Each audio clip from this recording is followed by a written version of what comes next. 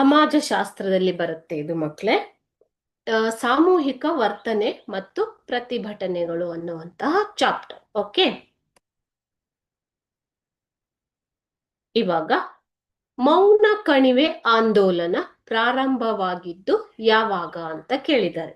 ಓಕೆನಾ? ಮೌನ ಕಣಿವೆ ಆಂದೋಲನ ಸೈಲೆಂಟ್ ವ್ಯಾಲಿ ಮೂವ್ಮೆಂಟ್ ಅಂತ ಕರೀತಾರೆ ಮಕ್ಕಳೇ. ಇದನ್ನ ಏನಂತ ಕರೀತಾರೆ? ಸೈಲೆಂಟ್ ವ್ಯಾಲಿ ಮೂವ್ಮೆಂಟ್ ಅಂತ ಕರೀತಾರೆ. ಓಕೆ, ಸೊ ಈ ಸೈಲೆಂಟ್ ವ್ಯಾಲಿ ಮೂವ್ಮೆಂಟ್ ಅಂತ ಅನ್ನುವಂತಹ ಒಂದು ಕಣಿವೆಯಲ್ಲಿ ಆಣೆಕಟ್ಟನ್ನ ಕಟ್ಟೋದಿಕ್ಕೆ ಸರ್ಕಾರ ತಯಾರಿ ನಡೆಸ್ತಾ ಇರುತ್ತೆ.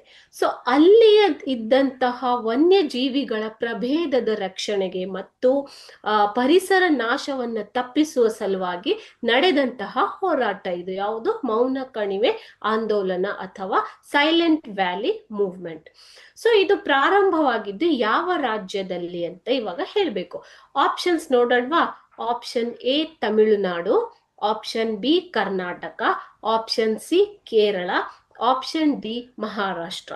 ಈ ಸೈಲೆಂಟ್ ವ್ಯಾಲಿ ಕಣಿವೆ ಅಥವಾ ಮೌನ ಕಣಿವೆ ಅಂತ ಇರೋದು ಕೇರಳದಲ್ಲಿ. ಓಕೆ, ಸೊ ಈ ಕೇರಳದಲ್ಲಿ ಪ್ರಾರಂಭವಾದಂತಹ ಆಂದೋಲನ ಇದು. ಕೇರಳದ ಪಾಲ್ಘಾಟ್ ಮೌನ ಕಣಿವೆ ಆಣೆಕಟ್ಟನ್ನ ವಿರೋಧಿಸಿ ನಡೆದಂತಹ ಆಂದೋಲನ. ಕೇರಳದ ಪಾಲ್ಘಾಟ್ನಲ್ಲಿ ಮೌನ ಕಣಿವೆಯಲ್ಲಿ ಕಟ್ತಾ ಇದ್ದಂತಹ ಒಂದು ಆಣೆಕಟ್ಟನ್ನ ವಿರೋಧಿಸಿ ನಡೆದಂತಹ ಒಂದು ಹೋರಾಟವನ್ನ ಮೌನ ಕಣಿವೆ ಆಂದೋಲನ ಅಂತ ಕರೀತಾರೆ ಮಕ್ಕಳು.